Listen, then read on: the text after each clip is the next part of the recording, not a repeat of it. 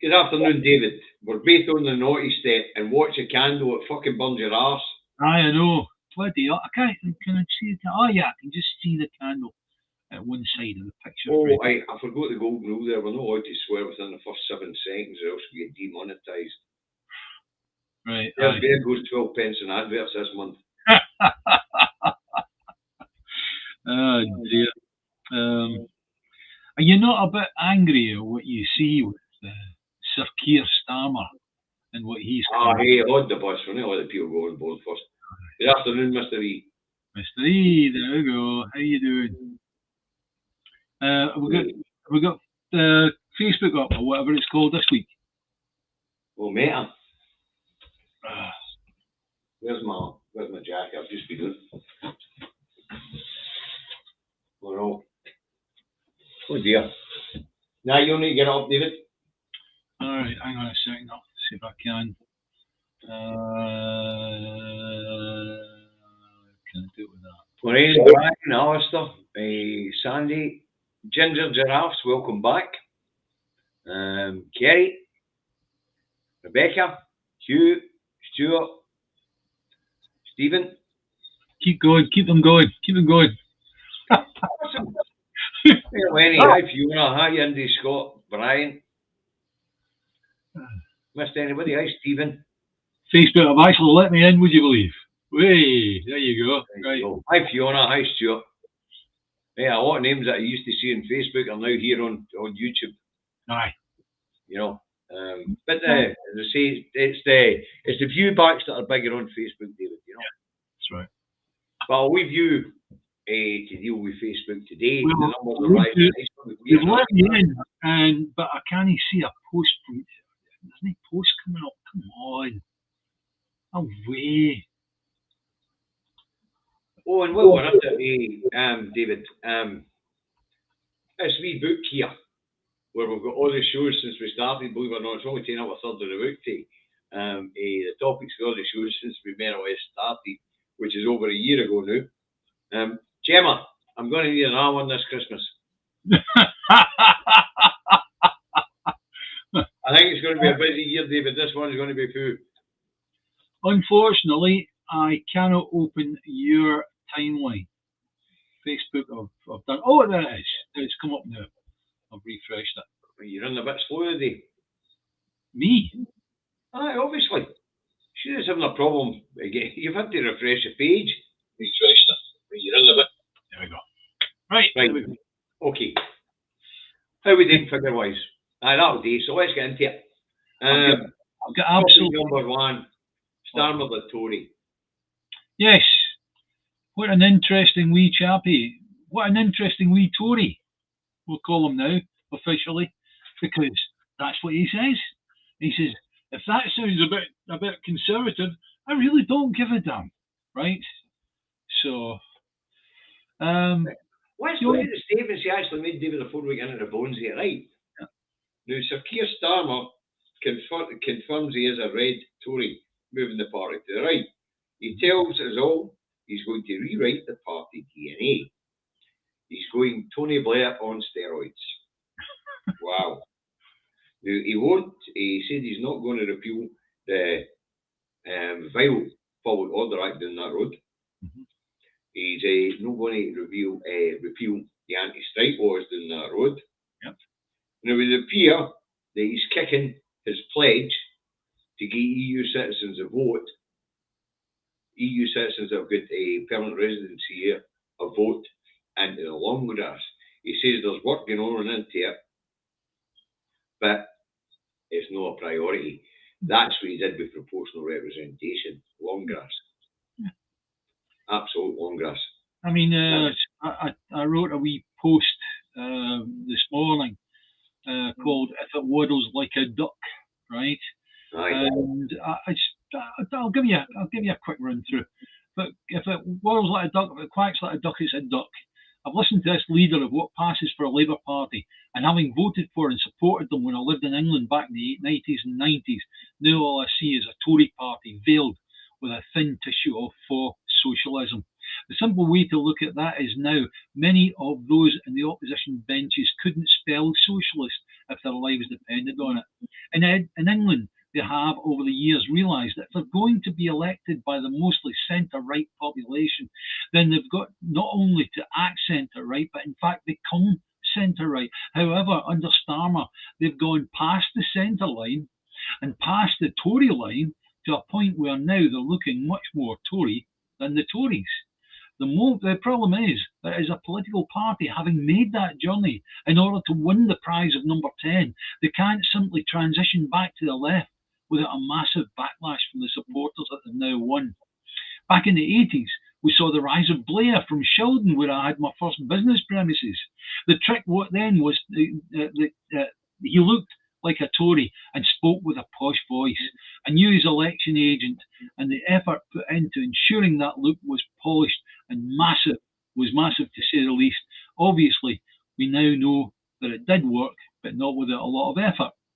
This time they've gone the whole way, and instead of just a bloke with a posh voice and an expensive suit, they've got a knight of the realm. And unfortunately, whilst not armed with a posh voice, which he definitely doesn't, he simply tried on the Tory clothing and found that it fit him very well. As I said, if it waddles like a duck, if it quacks like a duck, it's a duck. Don't be fooled.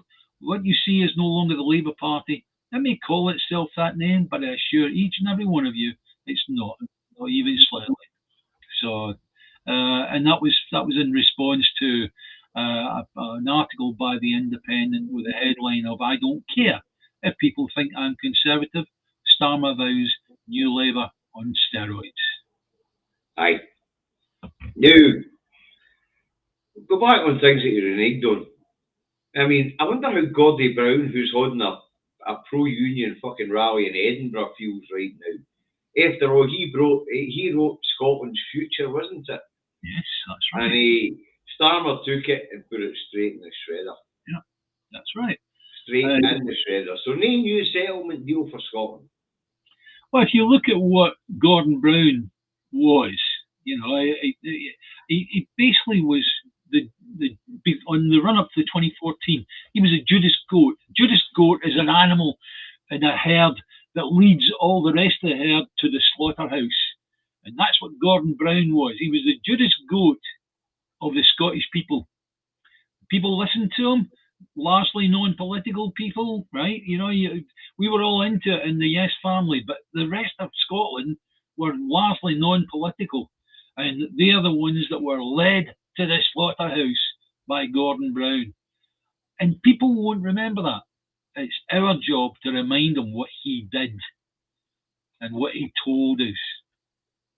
That brings us to how little regard Keir Starmer has for Scottish Labour.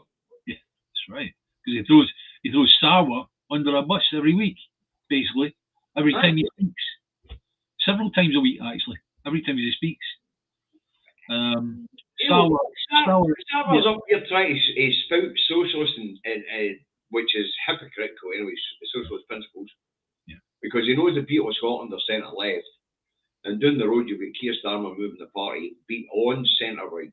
He's another one that couldn't spell the word socialist. Aye, true. But he's got to play the game because he's in charge of the Scottish Labour Party, which doesn't exist. It's just a figment of their imagination, and in actual fact, it's just a branch of the British Labour Party, the UK Labour Party. Can't say the UK, got to say British Labour Party. And in fact, it's like if the Labour Party was to suddenly not exist, then neither would the Scottish Labour Party, unless the Labour Party doesn't exist anymore. Starmer's just took them way to the right. Yep. Way to the right. Yes. And it's power for the sake of power. And that's what Starmer is. His goal is, he's another Boris Johnson. His goal was number 10. Mm-hmm. Yeah, at any cost. There must be a board at some private school somewhere which needs his name on it. Yeah. I mean, Eton, they'll get a big wall plaque, and every time they get an ex-student as a Prime Minister, they put the name up on the plaque. I think there's about 30 of them. Starmer must be going for about number 3 on the Cambridge version. or whatever schoolies vote version. You know, or maybe even number one. Yeah. But I mean, the English commentators, Owen Jones, man, that was a joy. I posted the demo rants and Owen Jones. Wow, they were well worth all. On my timeline, folks, what a laugh. Yeah. But if you're a Labour supporter here in Scotland who's genuinely left of centre, you must be bloody horrified. That's right. Well, you look at the indie movement, and there's a fair few in the indie movement that are really rattled by what Gordon Brown has done of this Scotland's future, right? Sure. Please. And if you consider that, it doesn't take too much to remind people what Gordon Brown, what he was about, and what he did in the run up to 2014, right? Okay, if somebody wasn't born then, fine. David, let's make sure everybody realises the wee triangle of conspirators that were in there. There was Gordie Brown, there was Alistair Darling, and there was the wee idiot for the Lib Dems. He's now Mr. Facebook in UK. No. Oh, the Scottish Lib Dem guy, the wee guy who was in the Treasury. What was his name again? We were talking about him earlier. Danny Alexander. No, Danny Alexander, no. The Lib Dem guy ended up in the Lords. He was working at the Treasury for the Lib Dems. His first name was Danny, though. Has anybody got the answer? His first name was Danny, though. He was a Treasury Lib Dem guy when they were in coalition with Cameron. No, not Danny Moore. No, forget the guy's name. He was a guy. I named him earlier. Yeah, he was a guy that brought in the 10 pence reduction in the Western Isles carbon tax, hydrocarbon tax, if you remember. And what happened was they did it, they put it through, and then the wholesalers put up their price for wholesale fuel by 10p. How was that? Carmichael? No, Carmichael. No. No, not Danny Carmichael. He was I'll get him a new. I'll he use was it. an office minister.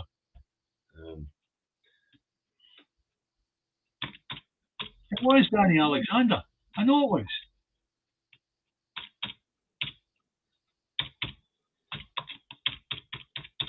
Stuart said it as well. It was Danny Alexander. Yeah. Maybe. It was. Anyway, can we go on? We've got lots to get through, right? No, but you need to realise that triangle. And he was the guy that got knighted.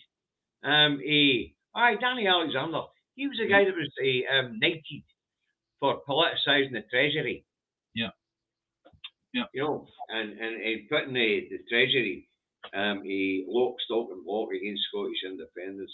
Now, if you look back at Civil Service World, which is the magazine for the civil service, and you look back at an award ceremony for Scottish independence to the Treasury, you'll actually come up with the article where they're actually admitting to have taken part in the Better Together's campaign. Yep. And that was very, very much against the people of Scotland. Let's see, as I say, that was a wee triangle back in 2014. Not for somebody taking a side, but for the fact that it's been the civil service, they were no longer neutral. As I say, but that was a wee triangle. Yeah. Brown, Alexander, Darling. Yeah. Aye. Yes. Scotty, although the Tories were part of Better Together, were more or less irrelevant at the time. Gordon Brown made his statement before the 2014 referendum. I don't want to do the history, but they want to get back without any authority whatsoever. He came on, he was televised doing it, right? And he did that without any authority. And after it was all said and done, and everything that he said got ignored, as it would do, he stood up in the House of Commons and he said, that wasn't very fair, was it? What a balloon, right? Anyway, enough about balloon. Hey, Shuggy, that's enough of your cheek, boy. Who's that? he's surprised I can use a keyboard because there's no rotary dial.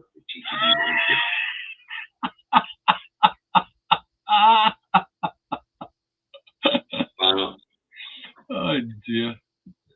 Well, anyway, as I say, Starmer. Oh, I really would like to ask a Scottish Labour supporter how they feel about that.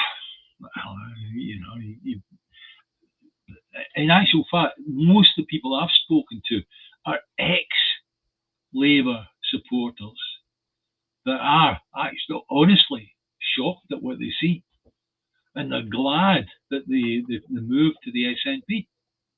And that's off my own post that I did this morning, you know, or did last night. Unbelievable, you know. You can't imagine how people like that must feel.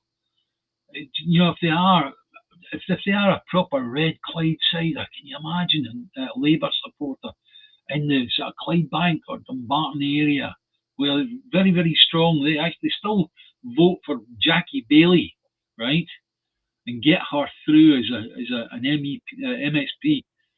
Well, last time it was a Tory Labour coalition they got on actually, but they must be biting their lips every time they go to vote. They must be squeezing their eyes shut and just holding the pen and going, tick, Labour, you know. Unbelievable. See, if you're left of centre in England right now, they're still going to vote Starmer to get rid of the Tories who want to punish the Tories. Yeah. But they're getting Tory. Yeah, but they're starting to realise that they're getting Tory. That's what I'm talking about. Volunteers down that road. Talking about pledges getting back on. The fact that the speech at the weekend's gone mental. Truth to power. Yeah. And full of a different bias. They're like, surely this is just campaign, they'll revert to type. No, he's not going to revert to type. This is type for Starmer. Yeah, that's right.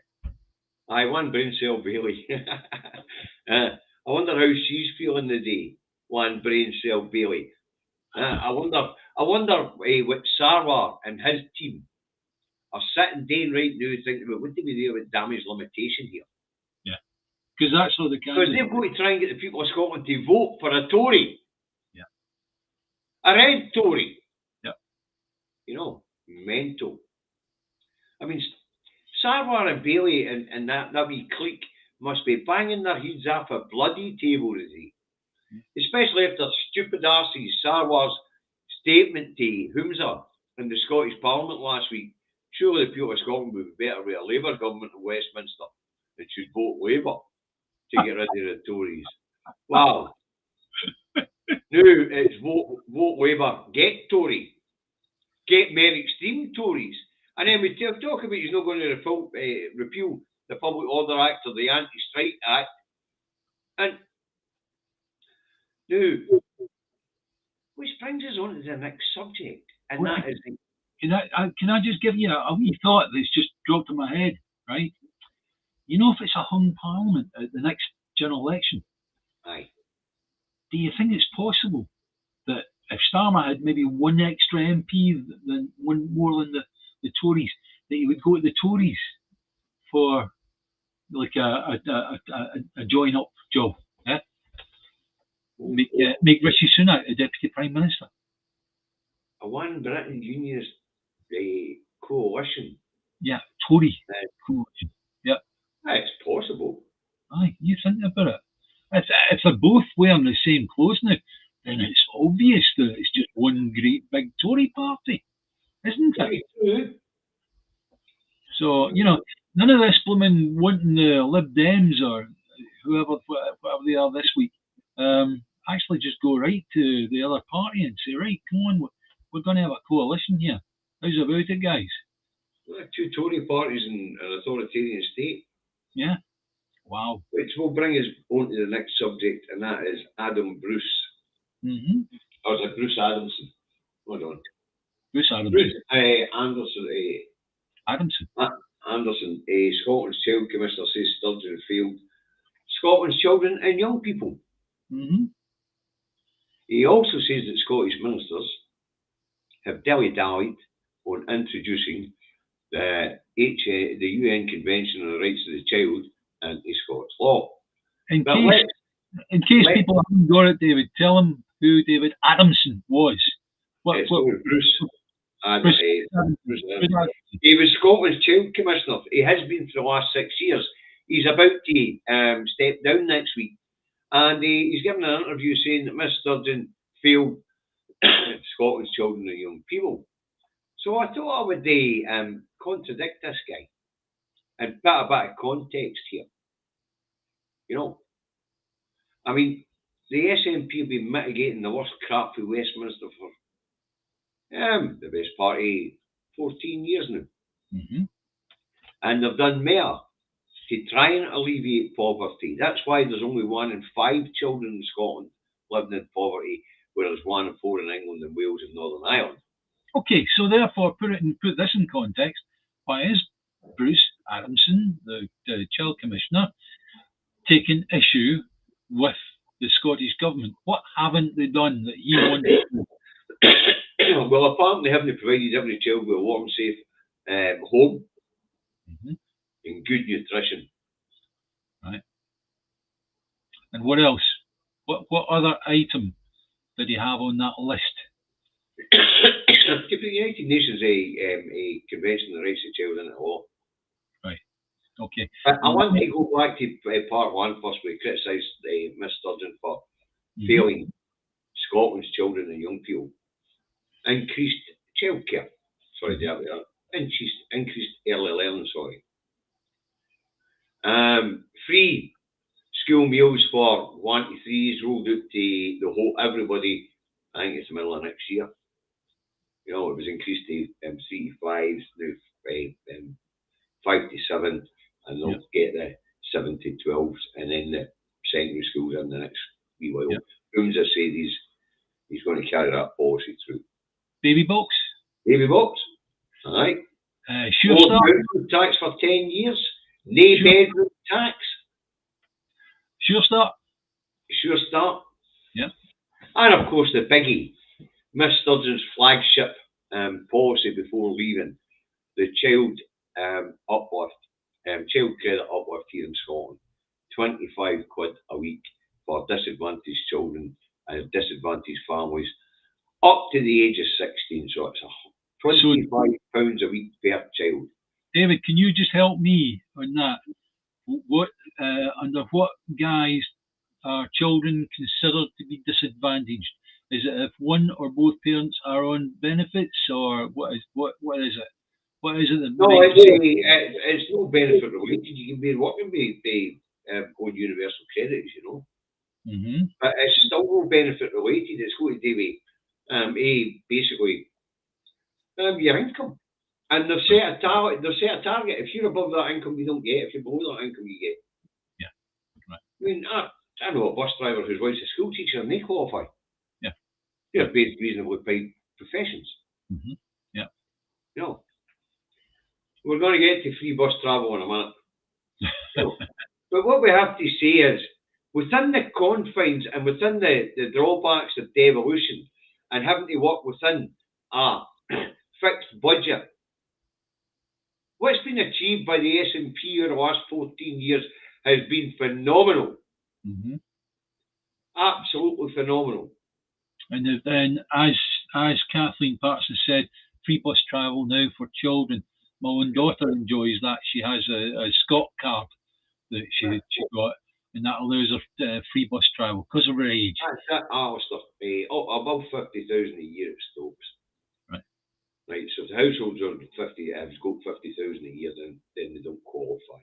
Yeah. So there you go. Now,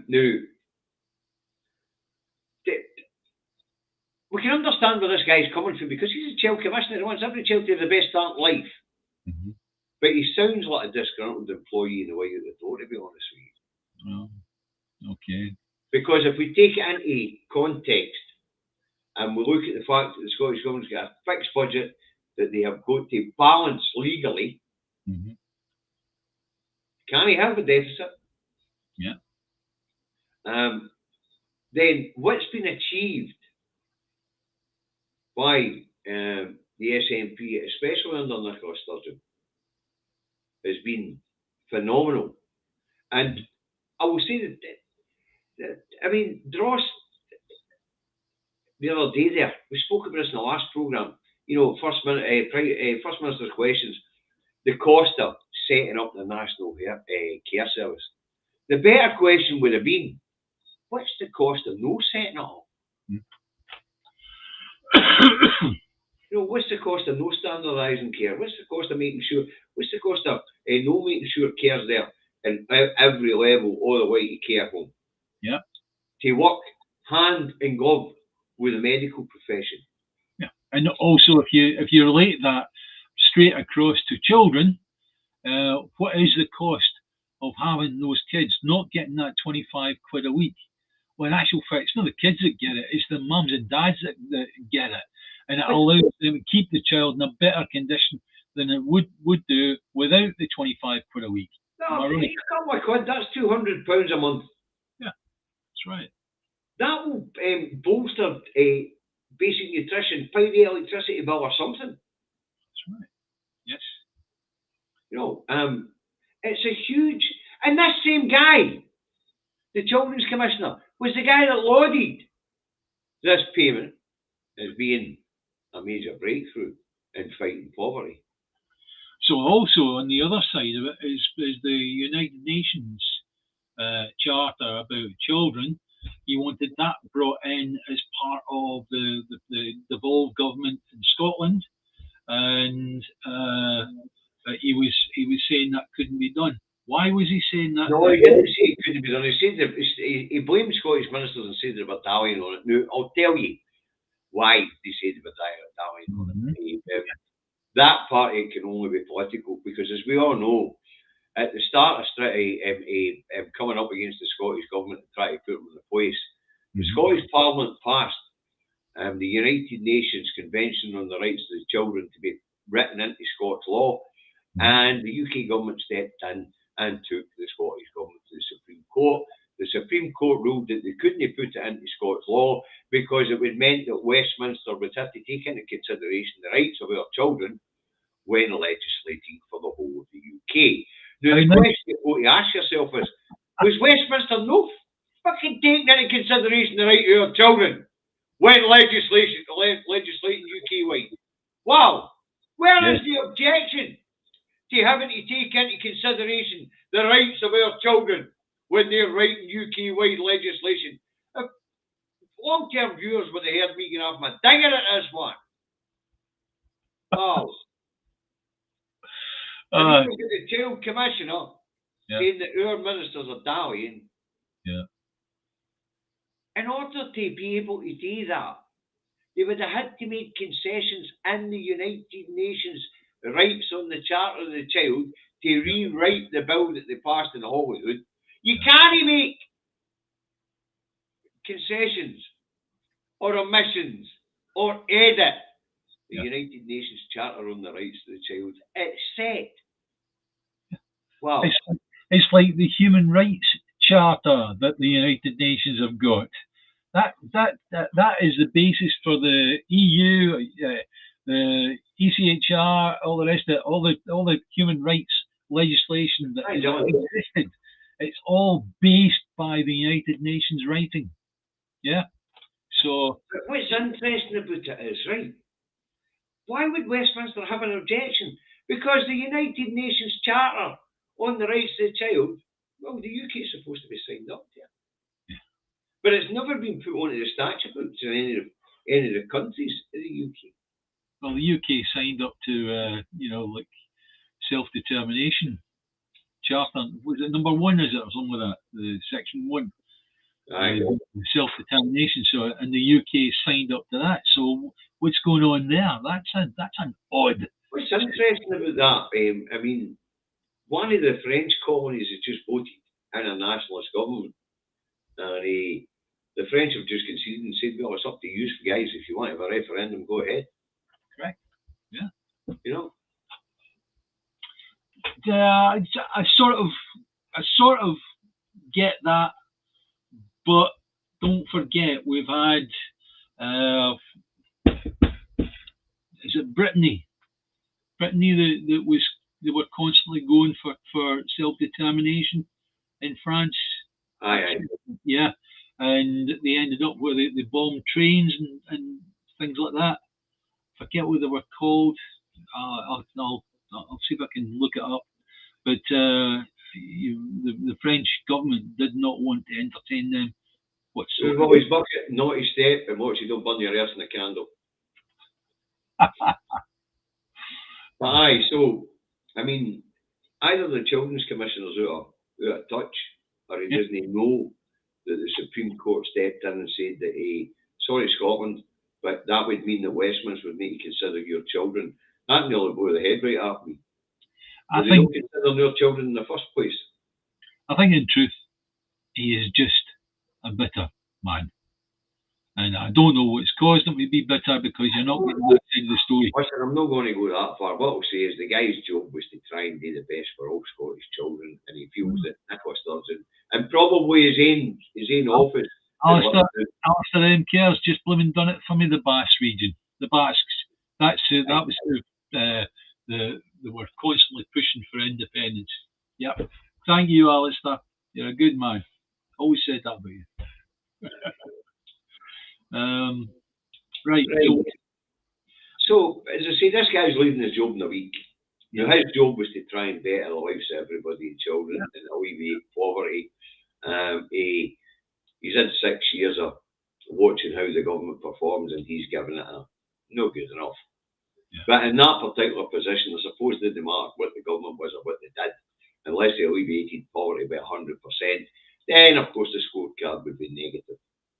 Yeah. You know.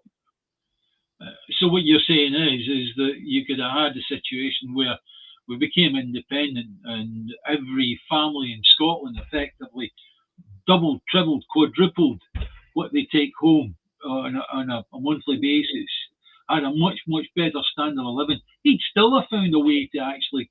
Provided poverty still existed, yes. No, well, after all, that's his job. His job's to mark the government when it's done to get rid of poverty.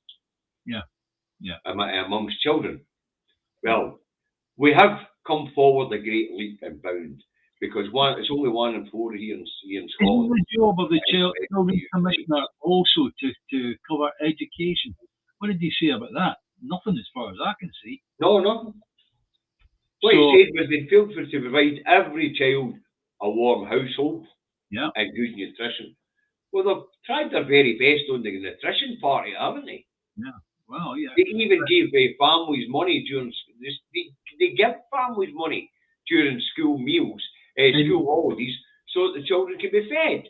And you're kidding me? At a time when we're all suffering with high blooming electricity and gas bills, he said that we'd failed reference giving children a warm home. Was that the words he used? That takes us back to what I said, David, about the confined, the restrictions of devolution. Yeah. Because some of the things he was talking about out with the power of the Scottish Parliament, you just pointed out, fuel crisis, the fuel poverty crisis, the high food price inflation. I think we spoke about the Bank of England saying the stupid thing last week. That smacks to me, Angela Constance, when she headed up doing the drugs thing, and every time she was on the TV, she was apologising and said, "Oh yeah, it's dreadful, and we're trying to get ahead of it as best we can," rather than saying it's not reserved. It's not part of the government, right? It is reserved to Westminster. All drug policy is reserved to Westminster. So why don't you go away and talk to somebody else in Westminster? And I'll do the best to help this. To be fair to the guy, his job is to mark governments. Thanks, Lenny. His job is a pair character bound down saying, thank you, fair enough. Thank you very much, Lenny. Very generous. Now, as I say, his job basically is to mark governments on how well they've done in alleviating child poverty. The Scottish government's done marginally better than the rest of the UK, but that's within the confines of devolution. And so much of what's causing poverty in Scotland is out with the control of the Scottish government. It just seems to me as if no matter whether it be healthcare, whether it be drugs, whatever, or education, no matter how good we do, we can't do good enough. And that's what we want from our politicians. We want them striving all the time to do better. No, but it's pointed out, and nobody ever points out England and what's happening down there. Far more people, bigger government, all the rest of it. The number of English MPs definitely overwhelms the MPs of every other country in the UK. And, we've pointed out bad guys. When it came to this one, I just wanted to address what this guy had to say, because it splashed over the rags, studying failed young people in Scotland. No, she did what she could within the confines of a fixed budget under the Devolution settlement. And Scotland went much further in alleviating child poverty than any other part of the United Kingdom. I would say you've done your very best there, David, to be unbiased, right? But that's not where I'd come from. I'd tell the guy what I think him. Simple as that. And I'm not going to say any more than that. Yep, as I say, to be fair to the guy, and I know, and no doubt the next commissioner who takes up office after he leaves next week, I'm sure that next commissioner will actually demand the highest of endeavour to alleviate poverty from the Scottish government, or whatever colour it is. Yeah, but in order to criticise, you must at least have a point. And as you well and truly pointed out, he does not. No, it doesn't have a point within the restrictions of the Scottish government's budget and things like that. As I say, the Scottish government itself, and that goes right across the Parliament, because there's things that Labour have brought in as well, like the sanitary tools for girls at school so they don't miss school and things like that. So these are all things that alleviate poverty. Yes. All these things that they come together. But as I say, the statistic that matters is that only 1 in 4 children in Scotland live in poverty. One in 5 in England. So there's more children living in poverty in England than there is in Scotland. So within the confines of devolution, the Scottish government has done quite well. Yeah. 14 million, by the way, I think is the number. I'm sure we put it out a few weeks ago. There's the number in England. Which is dreadful. Yeah. The thought of any Wayne going to bed cold and hungry. Nothing worse in the world. No worse thought that you can have. So people know your feelings on this one, David. Yeah. I mean, we read all these stupid reports for the Joseph Rowntree Foundation and things like that, and it's just head banging up the table time and time again when you see these stats. It's heartbreaking. So-called the seventh biggest economy in the world. The thing gets me is why the Tories, after all this coming out, have still got the support they have. The people.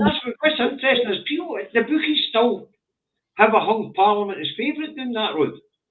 Yeah, it's crazy, man. It doesn't matter what the pollsters are saying, the bookies are generally right. Anybody that actually thinks about what's going on within the Tory party and within government since 2010, remember that, it was not just last week they got in. 2010, David Cameron won, and he won with Nick Clegg as being the coalition government, right? And what they've done, my goodness me, it should have been a case of, bin them, get somebody else in, simple as that. At that time, I suppose the Labour Party would have been a bit more palatable than they are now. But now, they're just another Tory party. And that's because the guy that's leading them is A, Tory himself, and B, wants to make the right smell and the right noises to all those that have got the big Tory noses and the Tory ears. And all they hear is all the right stuff coming from Sir Keir Starmer, a knight of the realm. That says all you need to know. As I say, to be fair to Mr. Adamson, it's his job to score governments, and until poverty is alleviated, then you don't expect them to get a decent scorecard. Yeah, well, okay.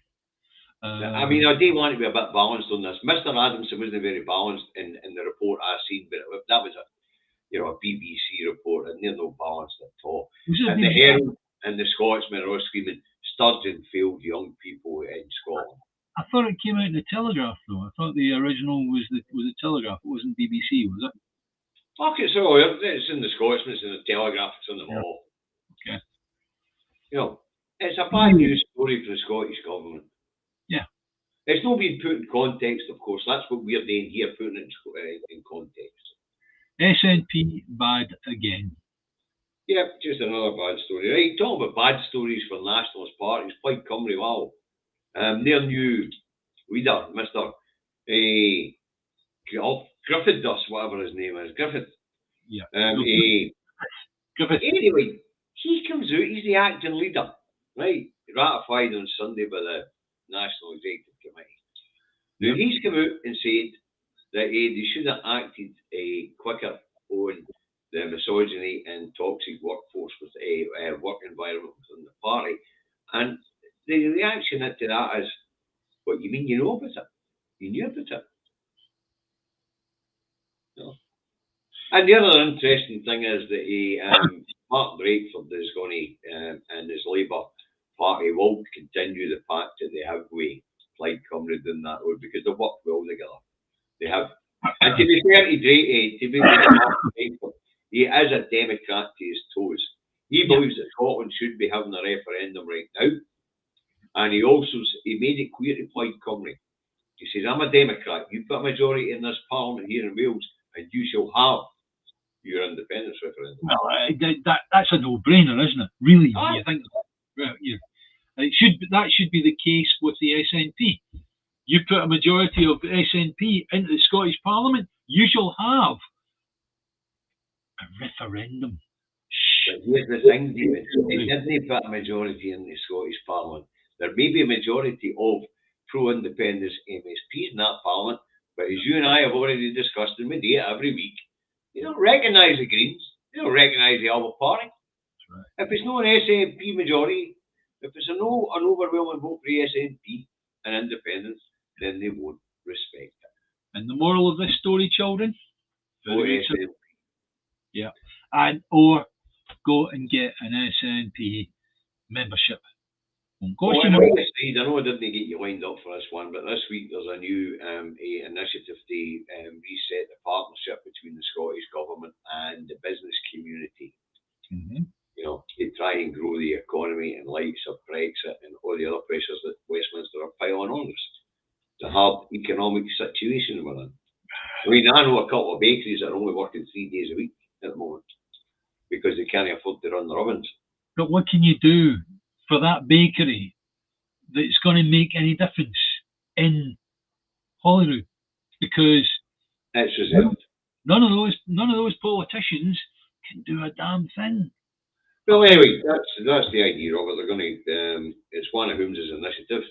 It's Neil Gray, my local MSP, who's going to be heading up this group. So appreciate the effort to try doing something, but really, when you look at it, the only way you can make a real change, a real difference, is Scottish independence. Well, we do know that because Starmer is going to be a continuity Prime Minister.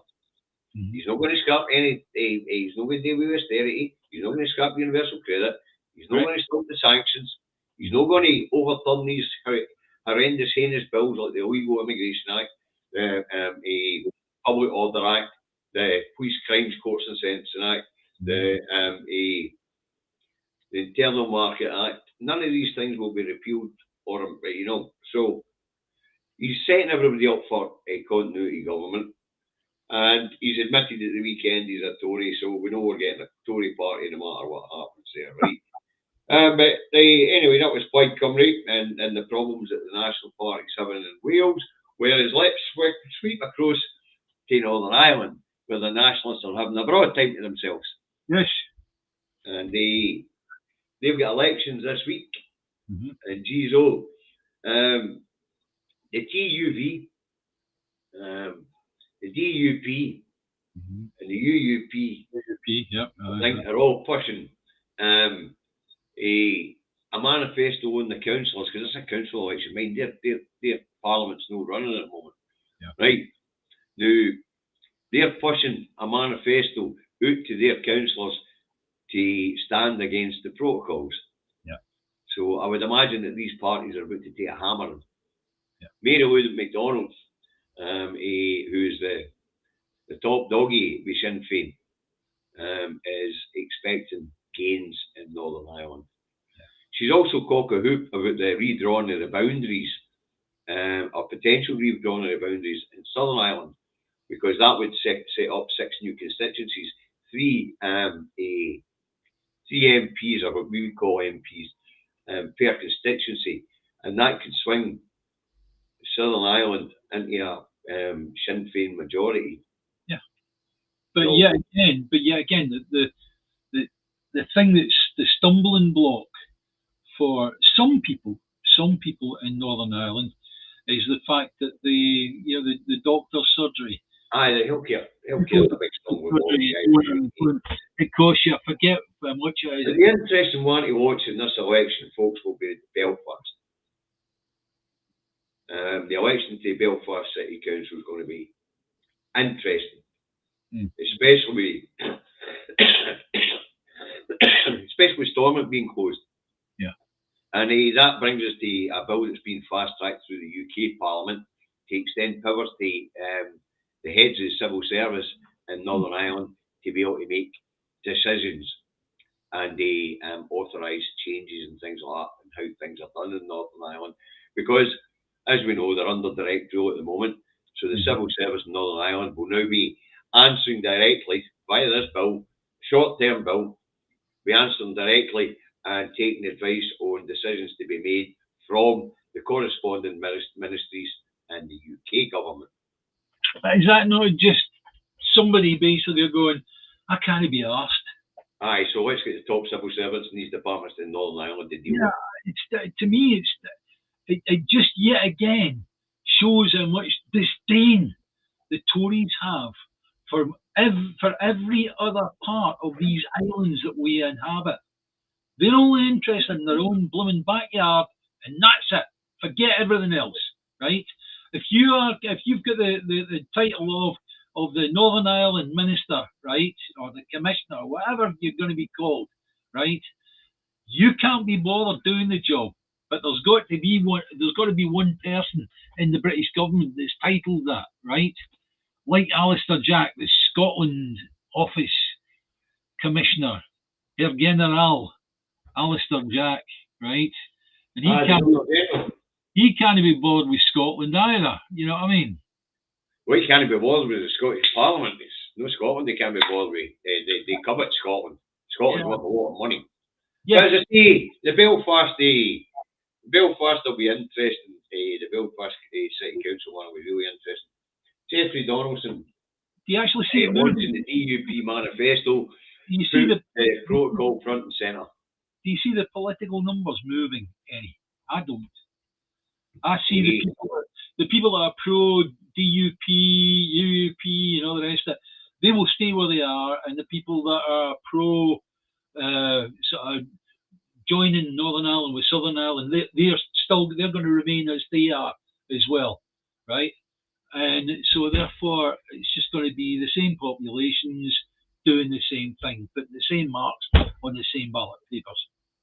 Am I right or am I wrong? No, a lot of the moderates are switching. Not that many, do you know, not that many. If they're moderates, fine, that's great, and it's good that they're maybe thinking about, but it won't be happening such a big thing. It'll be interesting to watch and see what sort of losses the unionist side take. Yeah, all right. You know, will the nationalist, as they call it, the nationalist side, will they become the side with the base councillors? Because that's what it's all about earlier. No, but you look at it. Balance of power. The DUP already got trounced. They already got trounced. And what they did was they said, it's my ball and we're taking it home. and they didn't allow the Scottish Parliament to get the Irish Northern Ireland Parliament to get open, Stormont to get opened, right? Something like that, right? So therefore, it doesn't matter. So long as they keep that position, and so long as the Tories don't do anything to change that position. That's where the interesting bit comes in, David. That's what I mean. If nationalist parties take the majority of the councillors, will the unionist parties then refuse to work in the councils the same way they refuse to work in Stormont? Well, you never know. No, if they feel strong enough, they won't. You know. Which brings us to the last subject, because we're on 1452. Yep. And that is Zelensky's in the UK. Aye. He's got his begging pot out again. Fair enough. I can't blame the man for that. But he's doing a grand tour of all of the countries in the EU and all the rest of it, in order to get money and weapons to support him for his spring campaign against the Russians. Aye. And you thought about they're going after the Crimea, they want the whole lot back. Yes, that's right. The UK's just provided some mid-range cruise missiles. Mm-hmm. And Putin says there'll be consequences of that. Well, you know, the one of the big main places I noticed the other day there starts with a B. Forget now. The one of the big cities on the right hand side, or on the eastern side of Ukraine, is now well and truly under attack by the Ukrainians.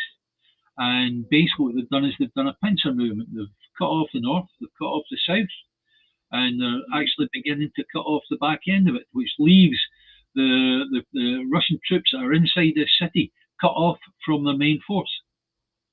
And it is well nigh possible that Zelensky could get his way, certainly in that area, the Donbass region. Donbass. He needs to get back to Donbass. He needs to get back to wants to get back to Crimea. That's the idea he was.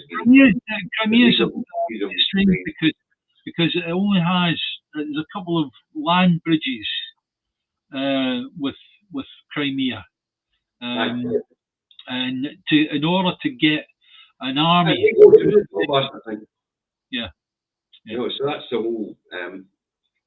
whole point is to take back the Donbass, cut off of Crimea.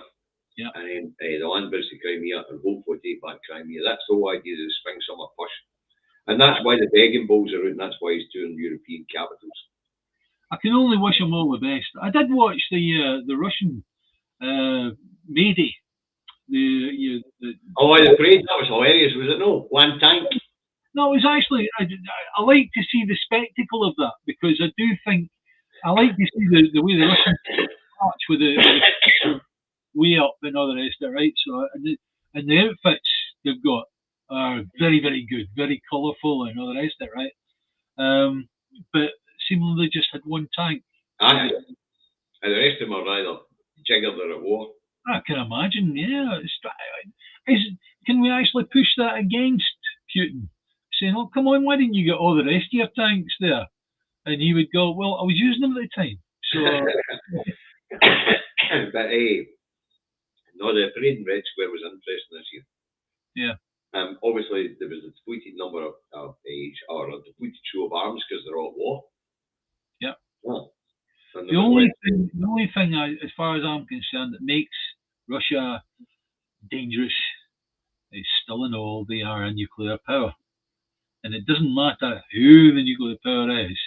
It's like, I don't trust them not to press the fucking button. You know? Paul's telling us it's the Wagner soldiers that are in the region of the... That's the one. It's at the centre of the conflict there, and it's cut off, and they're in big trouble. Also, the Wagner group's ditching Putin, so that should be interesting. Yeah, well, no, they're shouting. What they're doing at the moment is they're shouting and complaining that they have been cut off, and that's the noise that's coming out of Bakhmut at the moment. Is those Wagner soldiers? Yep. Aye. Apparently, Lukashenko's missing and all. Belarus, I wonder where he is. But I know, as I say, it's interesting to point out there is a summer offensive coming, or a spring summer offensive coming, and the reason why Zelensky's overseeing his friend, as he calls him, Rishi Sunak, is because he wants money and he wants weapons. Yeah, straightforward. I'd have thought. Shouldn't be any beating about the bush. Shouldn't be any speeches that say, this is where we had Winston Churchill made most of his declarations and speeches during the war. You know, as if, well, okay, all right, Rishi Sunak, well, I think we know that. You know, why don't you just say, all right, we're going to give you so many billion quid, you know, that we're going to dream up, press a button in the Bank of England and bring into being, you know. But what people of Ukraine have to realise is this hasn't been done out of the kindness of their hearts. They will want to fight back and they will take a toll of Ukraine for it. It's the same as America. America came in with everything, the planes and the troops and all the rest of it, right, and the boats. And then at the end of the war, they went, here's the bill. Yeah. That's it.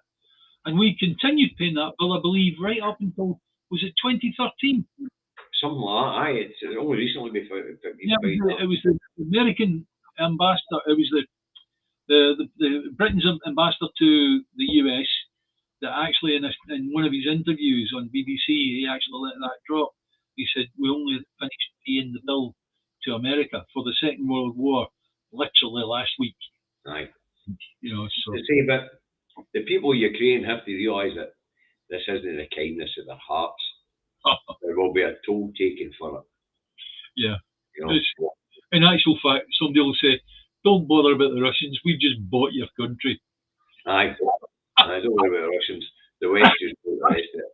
No, seriously, no, it's not a laughing matter. I shouldn't laugh at that. No.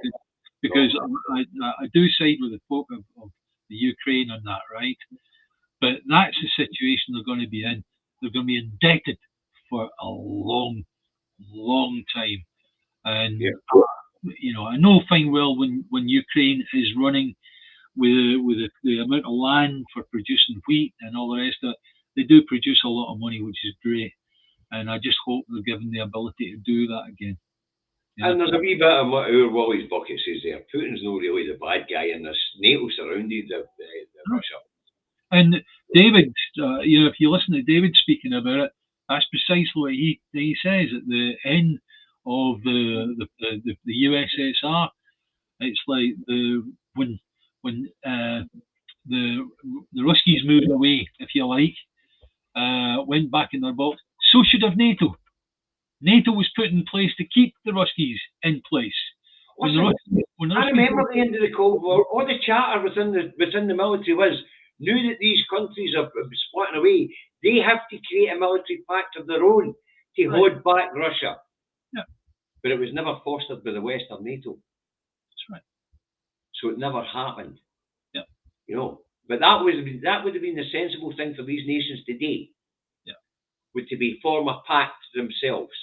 Yeah. But hey ho. Right, listen, we're getting to the end here. We'll give it a bit of a minute because we were a minute late, but it's 14:59, 1500 folks. We hope you found the show entertaining. We hope is red hot with that bloody candle.